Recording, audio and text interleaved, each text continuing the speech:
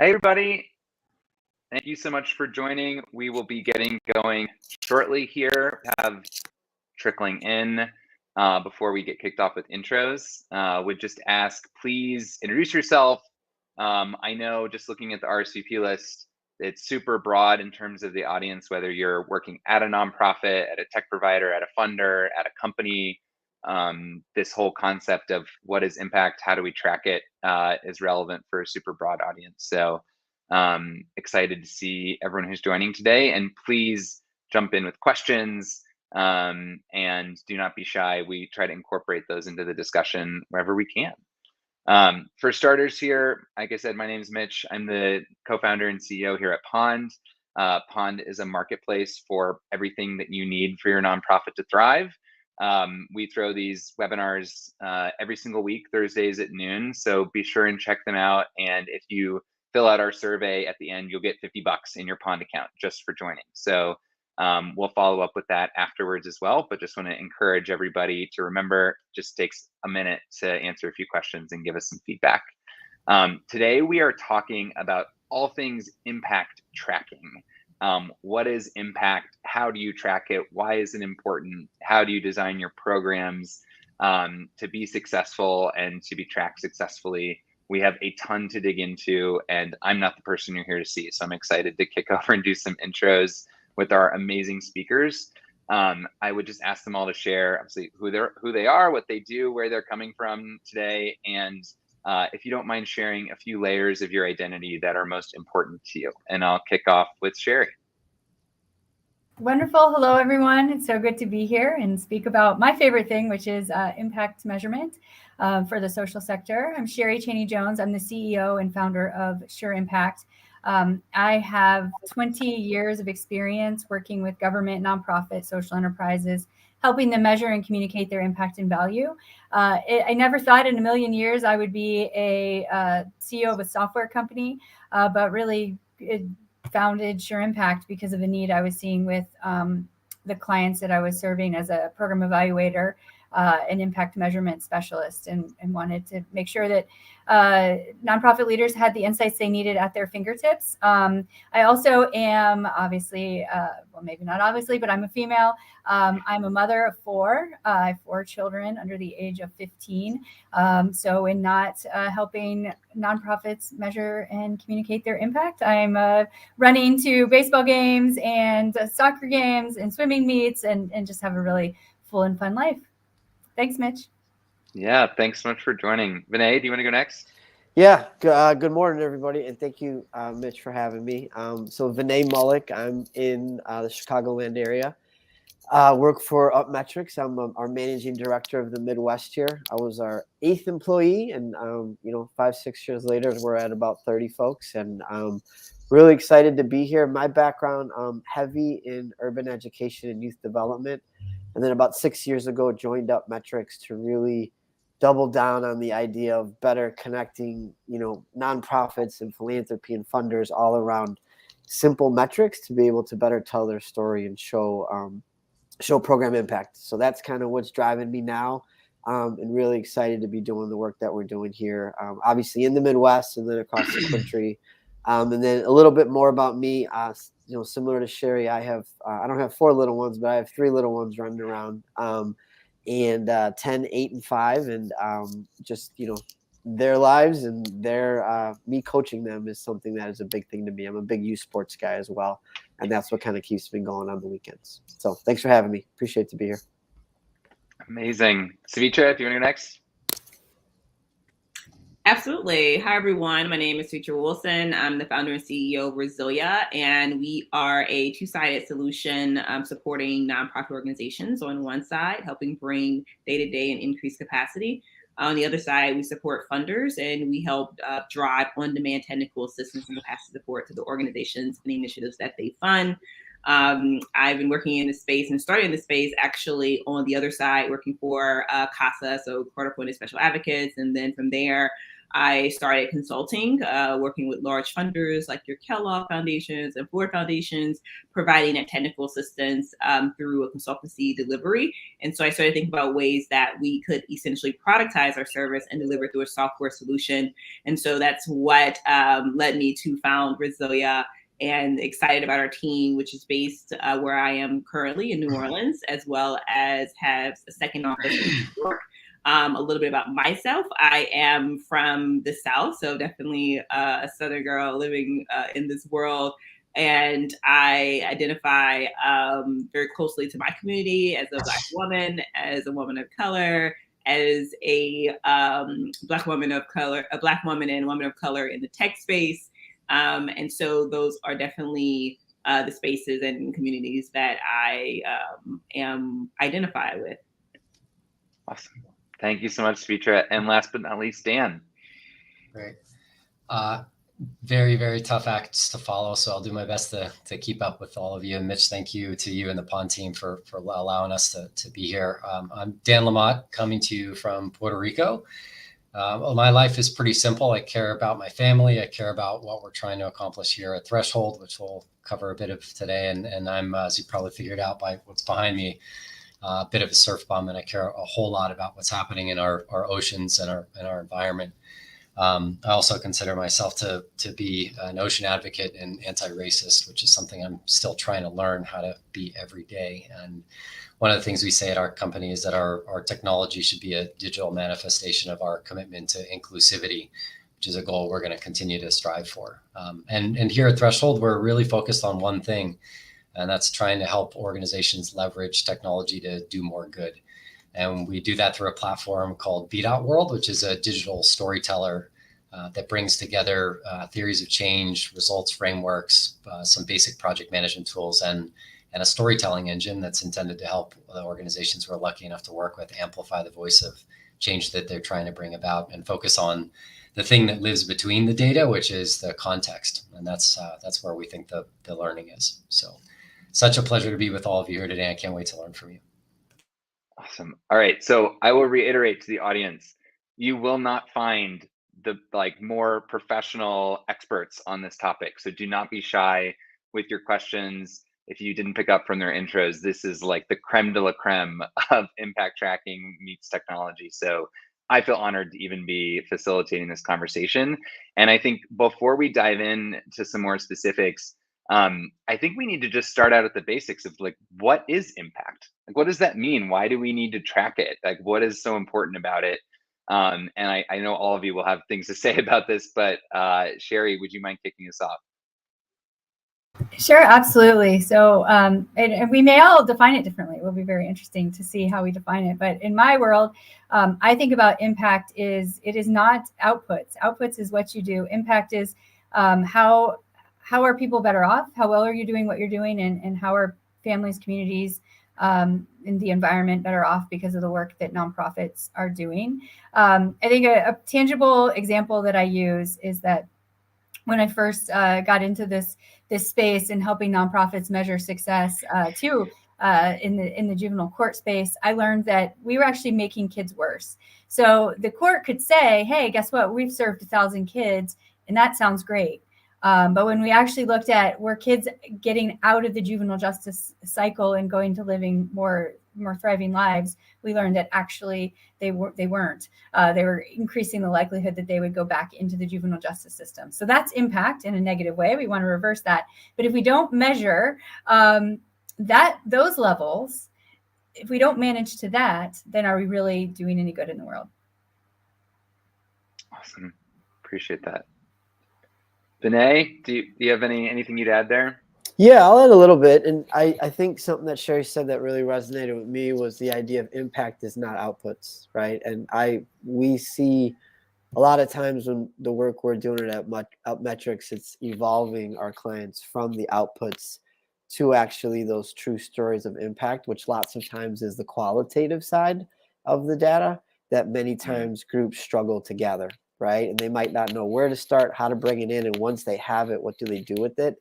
So that's where we're seeing a big shift, whether it's coming from our philanthropic partners or the nonprofit partners that we work with, is really getting to that next layer of impact, which is that qualitative human interest storytelling side.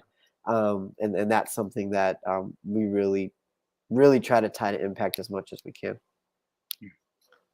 Savitra, if I could ask the question in a slightly different way to you, what does impact mean to a nonprofit and what does it mean to a funder? Is it different? I think it definitely can be different, right? And if you ask any nonprofit, they're probably going to say it's always different in many cases. And particularly speaking to some of the things that we've already touched on as far as quantitative and qualitative and being able to storytell. But what I often tell funders and nonprofits is to really look at impact in two different ways, right? So program level impact, when you're thinking about the impact that an individual services or organization has on community members who directly participate in them, versus like population level impact, right? And so sometimes I think these can be interchange, and sometimes particularly by funders and even nonprofits who are trying to have an impact across both. And population level or community level impact is the impact that many different partners working in collaboration actually have on a specific population. And I say this because, you know, we work with Oxfam and a number of others, and one of the programs that we're working on was workforce development, so increasing jobs in rural communities. And so Oxfam zeroing in on their goal, which is to ensure that individuals, particularly those returning citizens, are able to be employed, but what other outlying factors impact that success? It may be transportation, it may be daycare, it may be healthcare. And those key things is why, you know, you may fund multiple different organizations to align against one outcome. And so at a high level and very specific level, I always kind of look at both of those layers of impact from a funder and a nonprofit side. Yeah, it's like there's the micro and the macro in a lot of ways, you know, the individual and societal impacts. Dan, how does an organization even think about their impact areas and like how to even think about measuring it? What do the SDGs mean to them? Could you just give us a little bit of a tutorial there? I can try, but I think as everybody's seeing with all the answers, like this is the challenge that exists in the world today, but also in the sector that we're all focused on, is there is no way to like provide a tutorial that's going to be relevant to everybody. Mitch, you come from banking, you know, I come from banking tech. Financial services isn't one thing. Nonprofits aren't one thing, other than a tax code, perhaps, at least in certain circumstances. But before I go to an answer that I'll try to consolidate, I actually think there's an opportunity for us to maybe get rid of the word impact altogether and think about it more in terms of the change. Part of me thinks that in a world where we need to be more and more and more focused on power dynamics and the fact that the change that we're all trying to be part of isn't something we just get and then it's done. It's more about an evolution. Impact to me feels a little bit short-lived, like it's a destination. And so I'm no expert, but I bend more towards like, well, what is the outcome? Because it feels a bit more participatory. And I know there's a lot of discussions around this in the world, but I just think that's something we should keep striving for. So, but as it relates to, you know, your tutorial question, I think it just, for the organizations that are doing by and large almost everything they possibly can just to hang on by a thread in some of the most challenging circumstances, it all starts really with just recognizing that it's important for all of us to be part of the learning process, and that what we've been doing isn't going to scale to help us get to where we need to go. So things like the SDGs are meaningful in the context that they provide some answer to people who need to understand like where we are isn't where we need to be, and recognize there's a lot of progress that's been made.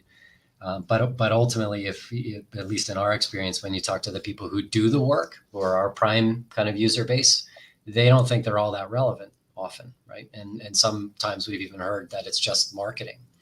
And so I think one of the things that the technology providers and the advisors in the market need to help organizations do is find the and in that, not the or, right? Like, how can I be very specific about our indicators? Because they need to be, because you are the expert in doing that kind of work in that context at this point in time. But then how can you relate that to others who maybe don't need to or want to or aren't going to, without your PhD or without your years of experience, aren't really going to understand it the way that you do at the level that you do, so we can have a more of an open conversation on in common terminology. So That final, maybe quick thing I'll say is one of our team members, Alexandra, who goes by Alex, said a word a couple of years ago that really stuck in my mind, which is our phrase, which is durable change. And maybe that's a better replacement for it. How can we contribute to durable change in whatever role we're playing in the process? Really powerful. I think I like need to sit with that for a minute, but like, we only have an hour, so we got to keep going.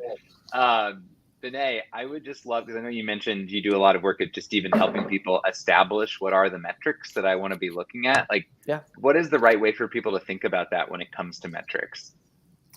Yeah, it's interesting. We take an approach that we like to call DECAL, which is it's a methodology or a framework that has 4 really simple steps that can kind of guide an organization through that process. And it's define, collect, analyze, and leverage.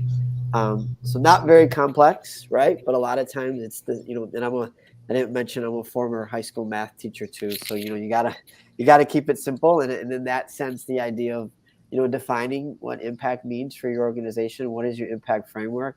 Next is collecting, making sure you're accurate. There's accuracy, there's consistency around what's being collected in terms of the metrics, and making sure that's uniform across the entire team. And then next is kind of where UpMetrics really comes into play, is analyzing that data. And then that last piece is leveraging it to, that continuous improvement, that continuous learning, figuring out what sort of impact we're making through the interventions that are being provided in the communities. But we really, Mitch, back to the basis of your question, is that first step is putting the decal process in front of our partners. And some groups are, I like to say, using the math kind of analogy, like if define is step 1, some groups are at -2, and that's okay, right? And some groups are at, step 3, which is analyze. And then we kind of just differentiate where we need to support them.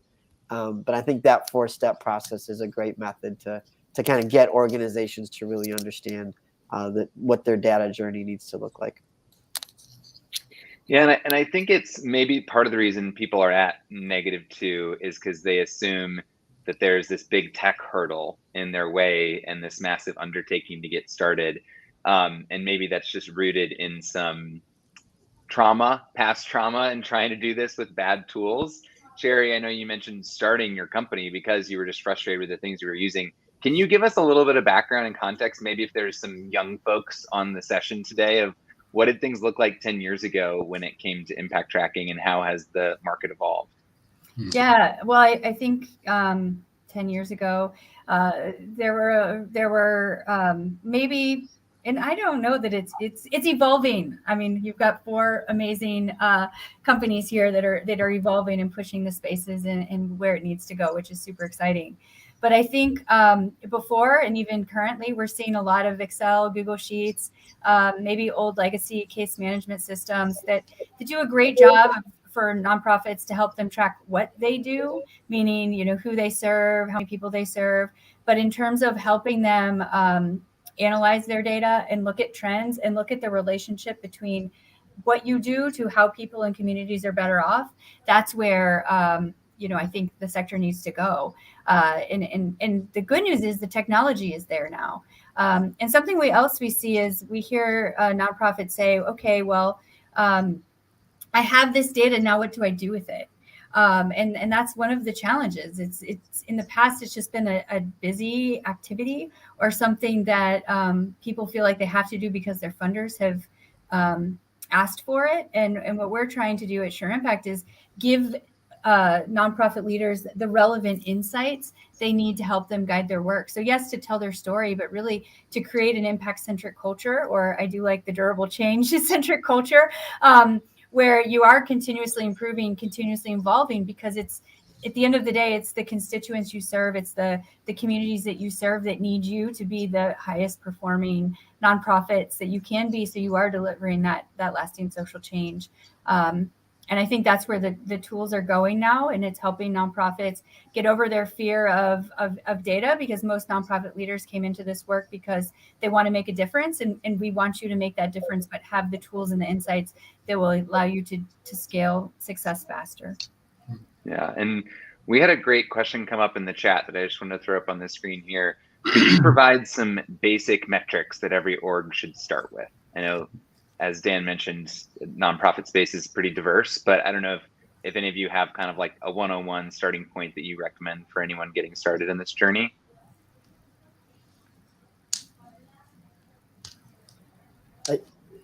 I can jump in. I don't want to hog the mic, but we run into this a lot. And Barbara, thanks for asking that question, where organizations might say to us, I don't know where to start. I don't have any metrics, for whatever reason it might be. And lots of times that's where we like to bring in the notion of publicly available data, and where you might not have a great idea of who you're serving and the story behind each of those individuals or those families or communities, and that's okay. You do probably know the zip codes or the counties or the cities or the regions of the state that you're working within. And there's lots of publicly available data there that you can have access to, whether it's K-12 enrollment, poverty data, crime data, food access data. There's a lot of different points there that you can access and look at that. So sometimes it's also just looking at the communities you're working in and finding out that information and then taking that as the first step. And the next step would be learning more about who you're serving if you haven't been able to do that yet. Yeah, and I can jump in here. I think one thing is key is trying to determine what actually constitutes as proof of impact. And that's looking at potentially anecdotal evidence. So the actual stories behind specific clients who you're working with who have benefited from your program or service. And then, of course, what we're talking about here, quantitative measurement. And I do feel like it is important for all organizations to use numerical data in order to measure their programmatic impact. And that's because tracking data can help ensure our programs are appropriately designed and reflect the community, right? And the community's conditions.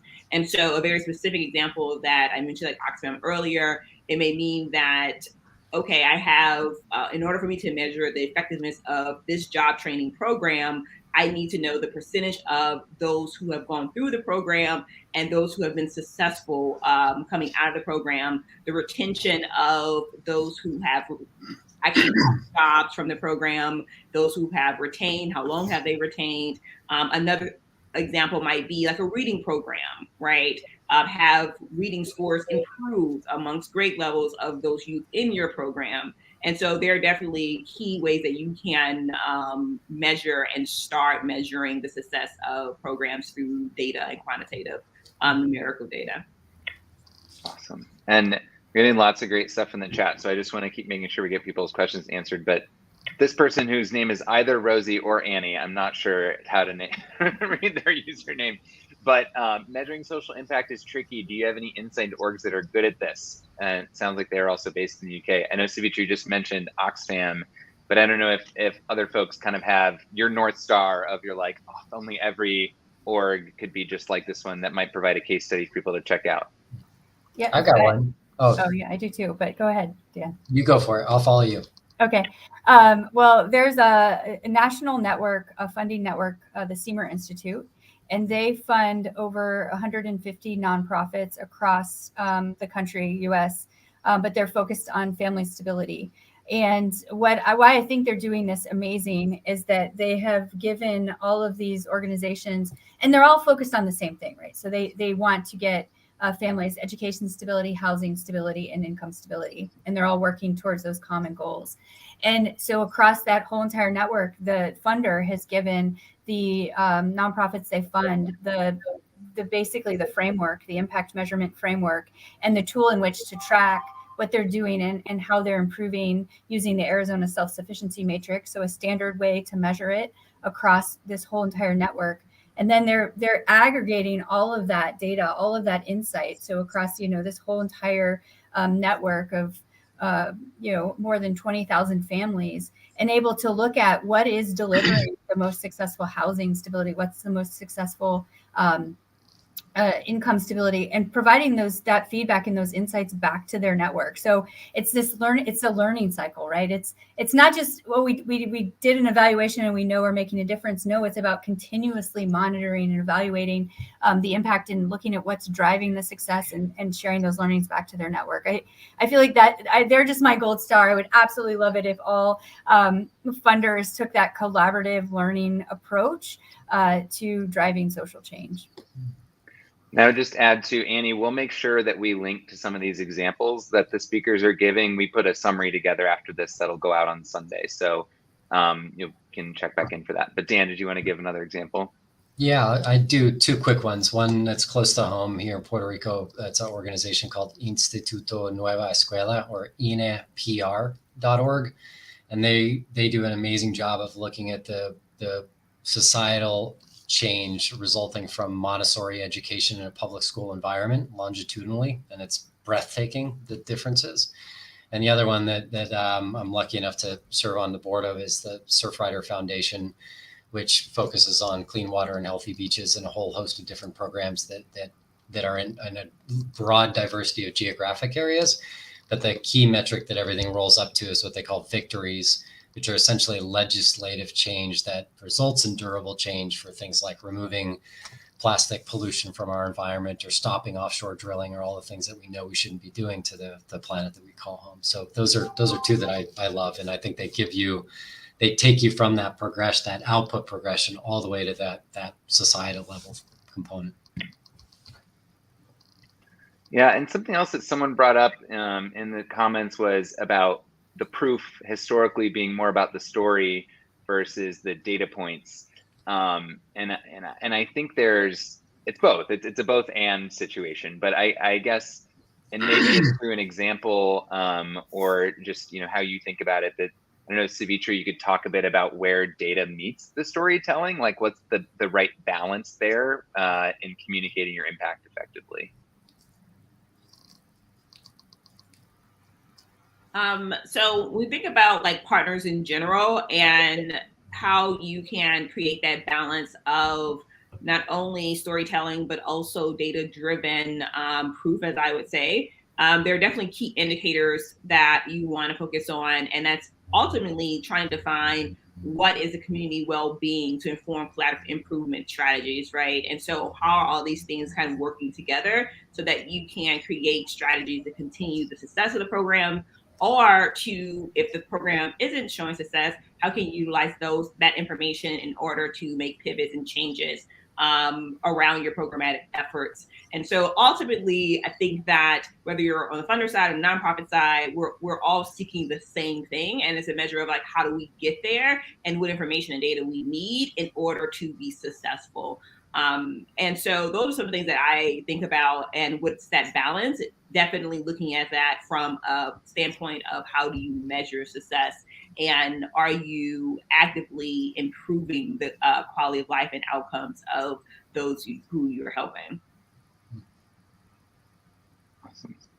And I know we've had some questions come up about specific tools, like this one here from Kate. I would just reiterate, our 4 speakers all work for amazing impact tracking companies. So if you're wanting 4 suggestions, I think those are 4 that you can check out.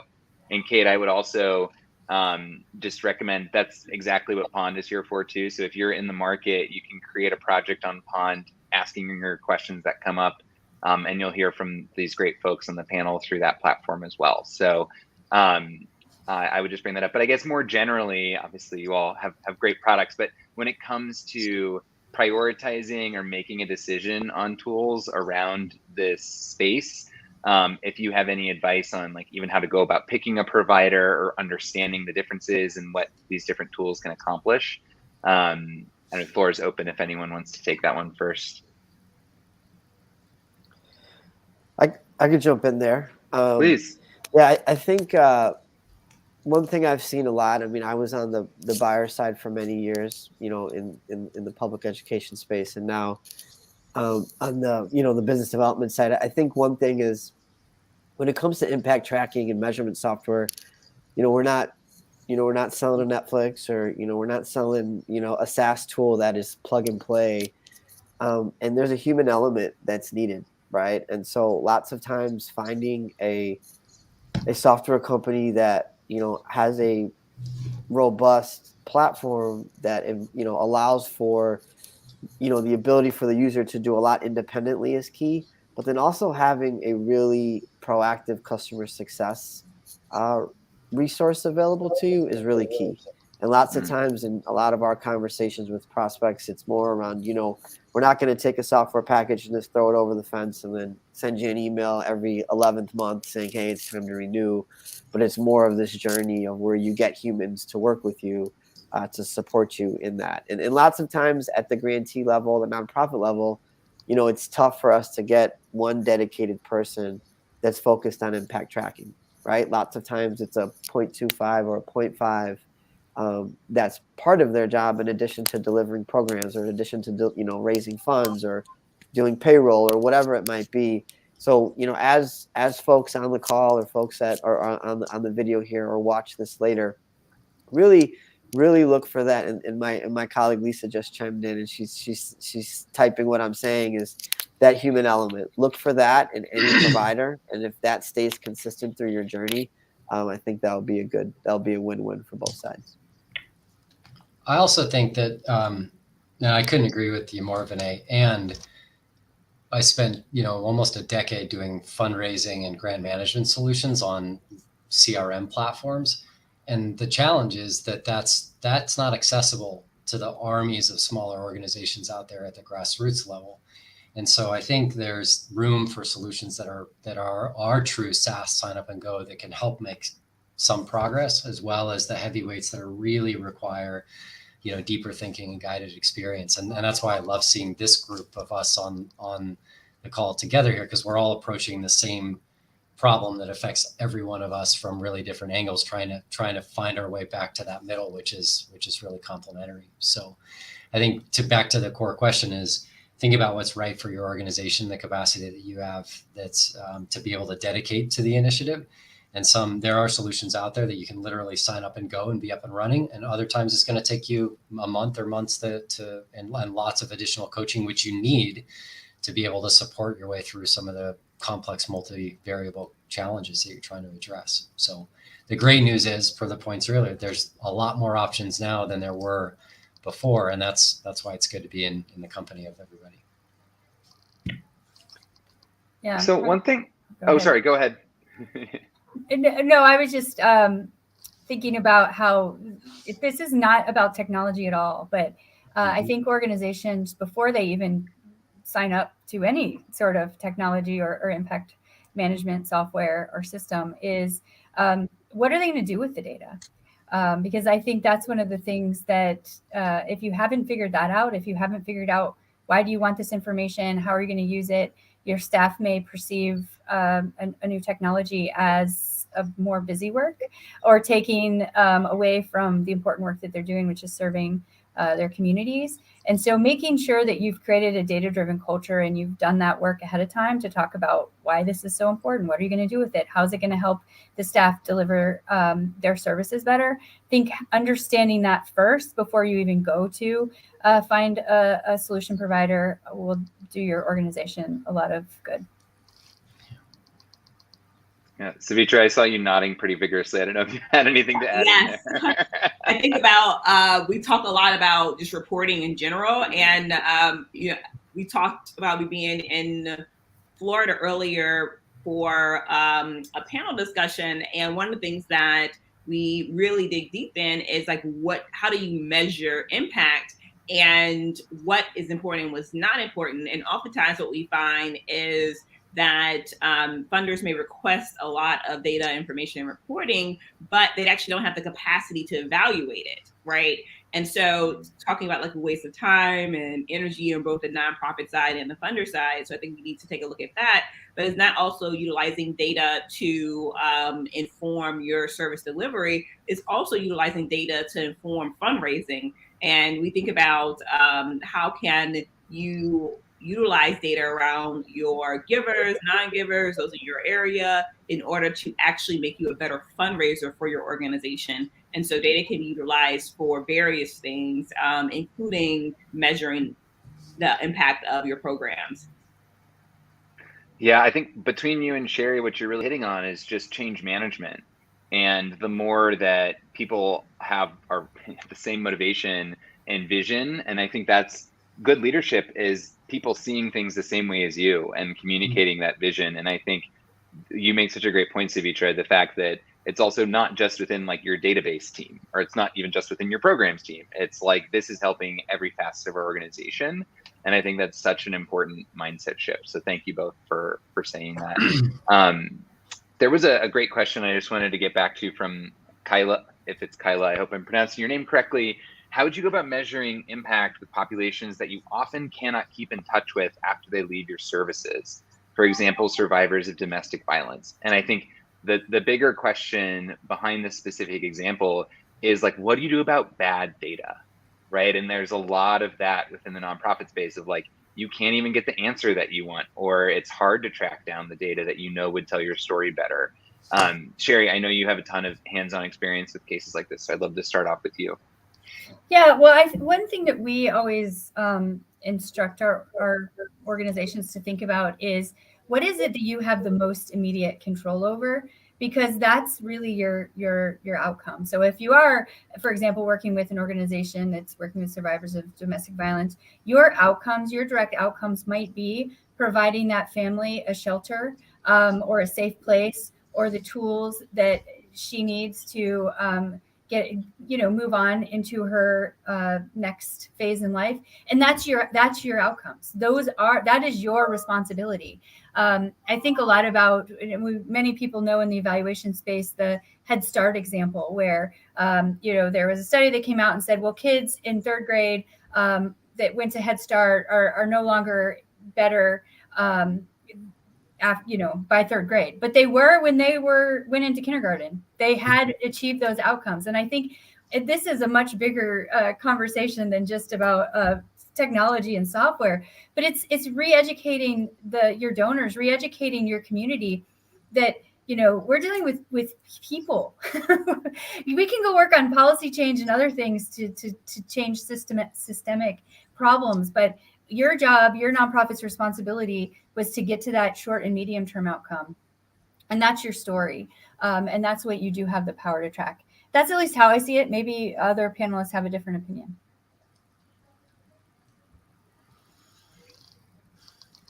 I also want to jump in there. Because there was another question that came up from Thomas in the chat. And Dan, this goes to what you were saying earlier about the grassroots organization situation. Are smaller nonprofits tech averse? Is that like a false stigma or stereotype? And how has your experience been with folks learning, moving up that learning curve of technology, especially when it comes to their impact and measurement and evaluation? Yeah, I think that association between smaller and any categorization is really unfair, and we need to try to wipe these kinds of things out, because some of, just anecdotally, and I certainly don't, haven't done a study on this, but some of the largest nonprofits that are the most data-driven nonprofits in the world are still running on Excel, right? And that doesn't mean they don't have more to learn, but there's a lot of context around what those decisions are. So, and sometimes the smaller ones are where innovation really comes from, right? Charity Water was in the chat earlier. They weren't always the size they are now, right? They weren't always operating at the level that they are now, and Scott and Vic and many others that contributed to the growth, they executed on a vision beautifully within that. So I think first, it's not fair. And I think secondarily, Excel, we should all have tremendous respect for Excel, right? Excel, like, how many of us use Excel still to do things that we could probably do with SaaS-based software? And so I think there's still a tremendous amount to be learned from, not necessarily the technology itself, but the experience that the user has, and how can we try to incorporate that into something that's more enduring, right? But still as easy to use, and helps the learning travel better than spreadsheets do, because it's a beautiful utility, but it isn't a great educator, right? And I think that each of us is approaching the educational component of that, and maybe, speaking for myself, I think we need the learning to travel faster, right? So that the people that are out there that don't have time to go read the research reports or show up to webinars like this one, where we're also privileged to spend this time together, can get wind of what works. And I think Excel isn't great at explaining to other people what works. So I'll leave it at that. Yeah, and there was something that Ashley mentioned as well in the chat about the connection between overhead spending, impact tracking, outcomes, et cetera. I think it would be remiss of us to have this conversation without talking about overhead spending. And I guess that is just, even though we all can scoff at it and be like, it's ridiculous, it is just a reality that people face, that they're under pressure to limit overhead spending. How have you seen your customers or organizations out there effectively promote or sell the investment in these types of tools and tracking systems as it relates to the impact they're ultimately able to achieve? And Savitra, I know you work with lots of funders on getting some of these things paid for, so I'd love to hear your viewpoint on this first, if you don't mind kicking us off. Yes. So historically for us, we've had worked with funders who provide technical assistance capacity support. And a large number of organizations on our platform get there because a funder brought them to the technology. And a funder also is paying for the technology because they understand the importance of them to use technology and to be brought further into the digital age. And so that's one way, is potentially to see if it can be offset by one of your funders. But not everyone has funders, right? So you may be like service-based and you may actually receive your revenue a different way, right? I do feel that it is important when you look at your expenses to say, how are we budgeting for next year and how do we begin to utilize technology? But get creative. I really do feel like people need to get creative when you think about how do we actually offset costs of technology. There's just so many opportunities on the tech side and in the tech community to actually go to the tech community to help with providing services. Here in New Orleans, for example, we have an organization of tech leaders who we often come together to ensure that our nonprofit, the organizations that we support, have technology and access to it. And so definitely get creative. So when you're reaching out to funders, why not try to reach out to a technology company or a tech company or a startup in your space and get them to sponsor technology for your organization? So there's definitely creative ways to offset costs and include that in your day-to-day. Awesome. And Vinay, I feel like a big buzzword in this space is often ROI, and people kind of like throw that around pretty willy-nilly.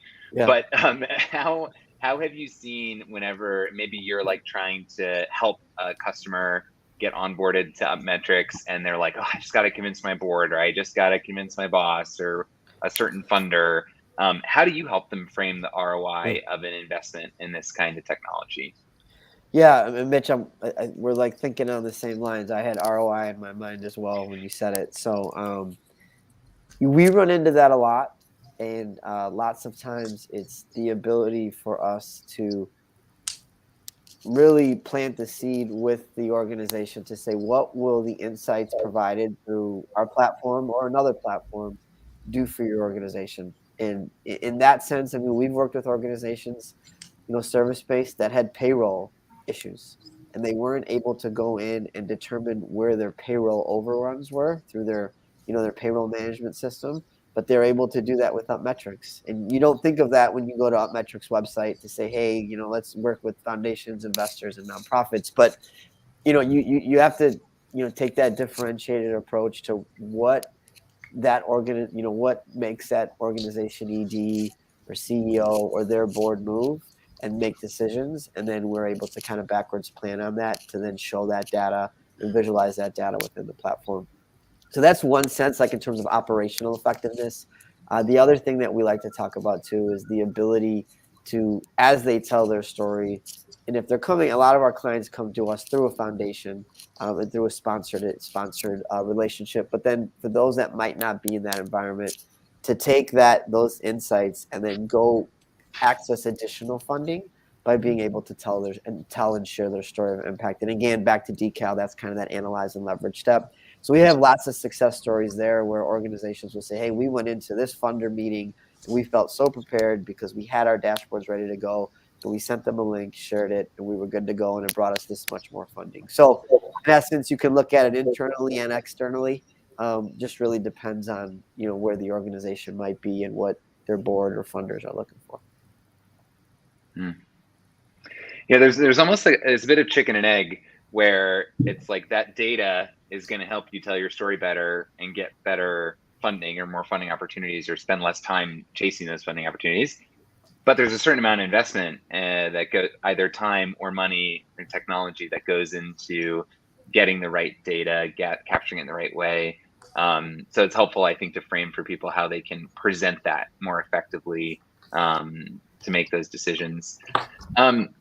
One thing that also comes up with data tracking that there's a bit of friction around is this concept of trust philanthropy. And you want funders to be exercising and practicing more trust philanthropy. But that's kind of in some ways in opposition to saying, like, also be tracking every little thing you're doing and telling me every little thing that happens. How do you kind of like come to terms with those what could be seen as opposing forces or opposing ideas? Dan, I'd love if you don't mind kicking us off on this one, but I think this is a really interesting topic to dig in on. Yeah. Great question. I don't think anybody has a perfect answer for this yet, because I think we're going to end up back in you need to find the right balance between really being able to demonstrate efficacy through quantifiable metrics, which that applies to our lives, that applies to our health, it applies to our businesses, the nonprofits we work with, et cetera. Going back to an earlier question today, just as a simple one, maybe if you need a metric to start with retention of your team, right? Like, are you able to retain people in their livelihoods in a way that they find joy in the work that they do and stay on mission? So I think that there's room for both of these different polarities, and I think that one of the things that inspired me to get more involved in this part of the space was Dan Pallotta's talk from way back about the way we think about charity is dead wrong, and so much of that still holds true and speaks to the question that you had before. So trust is most certainly a really important feature of flow of funds in the philanthropic cycle, but more importantly, it should be the thing that lives between those that are participating in service delivery. And I'd rather see us focus on trust there than in the funder cycle. I think that trust is way more important than what's happening and can I trust you with my money or with the money of the stakeholders that I'm stewarding and so forth. So I think we should shift the discussion to that end. And just to clarify that, Dan, because I want to make sure that point got across. You're saying trust between service provider and the person receiving services, like in the community, or between? Yeah. Okay. Yeah. I mean, ultimately, that's why we're trying to do what we're doing, right? Is that is the key interaction. That is the key unit of measure. Is there trust and is there change in the right direction at that point of interaction? So. Savitra, how does trust interact with data in your opinion when it comes to like grantee-grantor relationships? I do feel like we are moving towards a more trust-based, we think about trust-based philanthropy and so on and so forth. It kind of reminds me of a conversation that I was recently having around restricted and unrestricted grants and funding awards. And what I noticed is that sometimes when funders, particularly those philanthropists who are just starting out, they may be more restrictive, right, of where their money is going because they want to be very specific about how it's spent. But as trust is built, to become more flexible in how they give money and become more unrestricted, right? And so I do feel that between nonprofits and grant makers, it is a lot. There's a lot to do with trust. And as you continue to build trust, people become more flexible, right? And so that's just something for a nonprofit to think about. And I'm definitely pro unrestricted grants. So I'm always thinking of ways that you can, that nonprofits can leverage and build trust, not only with their communities, but also with their funders. And even when we think about data itself and how we're utilizing it to try to measure performance, what if the data isn't good, right? What if it's not actually giving off the indicators that funders necessarily want to see? It's like, how can you also communicate the story behind the data, right, in a compelling way that really makes the numbers seem a little bit more arbitrary based on and consider, right, more external circumstances that may have impacted that work. And so going back to the idea of utilizing data, but also not allowing it to be consequential to your success, right? And how you deliver your services as well as how you fundraise. And I love, between what you and Dan were saying, it was just making me think about the fact that the data and impact tracking, we should just stop thinking about it as something done for funders, because it's also how you motivate your team, and it's how you excite your community about what you're doing and get the community to your organization that needs your services. And that's a huge challenge in nonprofit work, is often just reaching the audience that needs your service, whether that's trust or communication or messaging. I think that's so critical. Sherri, have you seen this play out in how impact tracking translates to better service delivery, like in and of itself, unrelated to funding? Yeah, I mean, I feel like impact management, and I've seen it in our customers, but it leads to better trust, because the idea is, look, we're showing you that we have an effective program delivery model. We're showing you how we're making a difference for the community and those that we serve. So you can feel comfortable giving us those unrestricted dollars because we have a demonstrated effective model. One of my favorite quotes is by Mario Marino, who is over the Leap of Reason community, if you're familiar with that. But one of the things he has said is, forget your damn funders and do it for yourself. And that really resonates with me, because nonprofits are in the business of outcomes. That's why they're in the business, right? Is to achieve those mission statements. And how can we manage what we don't measure? And so I feel like impact tracking should just be part of how nonprofits run their business. And back to the question about how do you fund it? Well, it's the cost of doing business. I don't think impact measurement is overhead. I think it's part of the program budget, and it's the cost of doing business.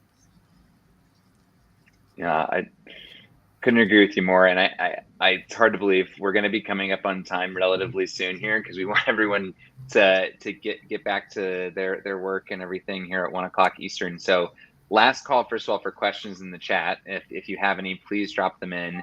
And if not, I would love to spend the last 2 minutes we have it together going around the horn and just hearing from all of you, like, what's on the horizon? Like, what are you most excited about, either a hope or a dream or a forecast of where this part of the nonprofit market is going, and what you would most like to see in the next 3, 5, 10 years? Rather open-ended, but I'll let you all interpret that how you will. And Vinay, would you want to kick us off here? Yeah, it's a after Sherri dropped some awesome nuggets on us, and then Mitch, you're giving us the infinite question here. I would, bringing it back to the work we're taking on, I think one thing I'm really excited about, where we've seen lots of funder and nonprofit participation and excitement, is around cohorts. And we are doing a lot of work around building, cohorts that are promoting environments of continuous improvement, of learning. The idea of trust-based philanthropy is at the core of this, where funders are convening cohorts of their grantees, maybe new grantees, all around this idea of getting better through impact measurement, and not impact measurement, in a uber sophisticated manner, which we can get to if needed. Again, looking at that number line from, -3 to 4 or whatever, right? Everyone's different, but just being simple and straightforward about it and getting it moving. And that's something I know I'm really excited about. That's what drives me in the work, based on my experience in public education and where I started to be here now and to work with organizations that supported me in that role. And now in this cohort environment is really exciting. So really excited to see what's next and how, the next few years play out with funders doubling down bringing cohorts together to do that work. Yeah, I am such a fan of that, Vinay, because most of the complaints I hear from nonprofit leaders feel to me like they come from a place of isolation. There is a feeling of like, you're in this alone, you're figuring it all out alone. And I think any way we can make people feel in more community when tackling these problems is amazing for tackling burnout in the space, keeping people committed. So really excited that you're taking this work on. Dan, would you want to go next? I was hoping somebody else was going to be in between me and the answer, but I'll give it a shot. This is really tough. It's a really, really tough question, Mitch. But I think the thing that I'm most bullish about is that with this, kind of resurgence around data and around complementary tool sets and frameworks, whether they're ideological or data-driven, that are gaining acceptance, things like the common data model for nonprofits, trust-based philanthropy, like the larger themes are emerging and moving faster in parallel to the major social and environmental issues that we need to be focused on, all in parallel.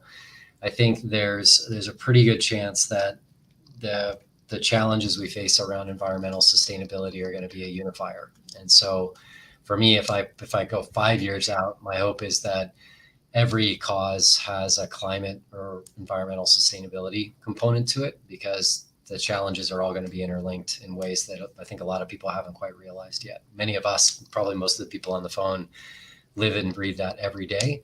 But the impacts of the continued change to our environment are going to be pretty dramatic if we don't get on it faster than we are today. And that's going to require more effort on the part of the commercial sector, more effort on the part of government, and nonprofits, I think, are going to play a massive role in that, because whether it's refugees or education or, pick the causal area, they're all linked to climate.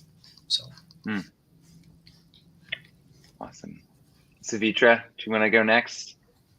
Yes, I think we've hit on a couple of different things that resonate with me. Definitely this idea of cohort-based collaboration. We consider organizations that come on our platform, they oftentimes come on in cohorts via their funders.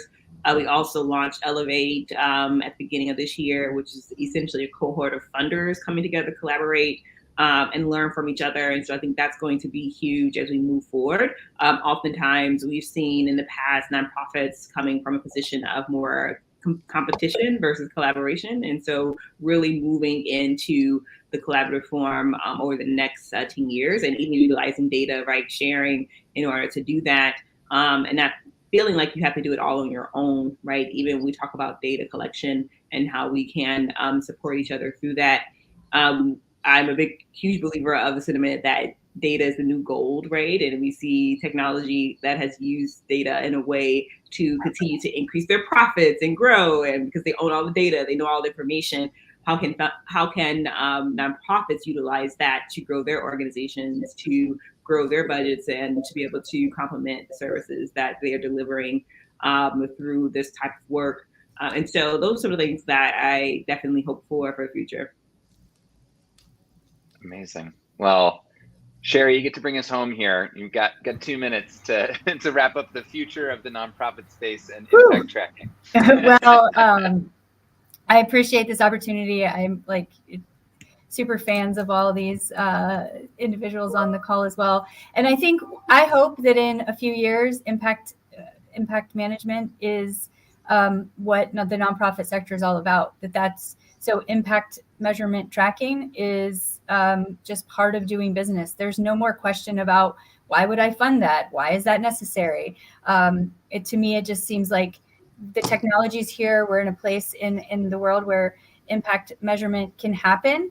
We have the tools available to help nonprofits do it. Just like business could not imagine running their companies without financial software or a sales pipeline software. I don't even, it's like, I want to be in a world where just knowing your outcomes and measuring your outcomes is not, it's not the rare, it's just every not day a luxury. we do. Yeah, it's what we do. That's my hope for the future.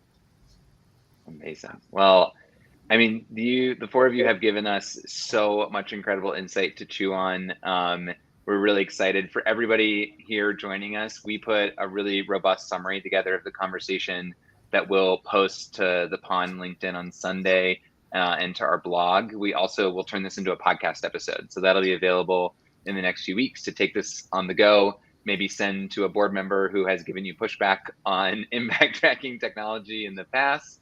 And just one lastly, just want to reiterate, anyone here automatically gets $50 in your Pond account just for joining the session. So please be sure to go to our site and fill out that little survey so we know where you were here and can get that added. And otherwise, I just want to give a really heartfelt thank you to our guests today. And folks, they're all involved in Pond, so you can find them there. And thank you for sharing so much with us today. We all learned a lot, so I really appreciate it.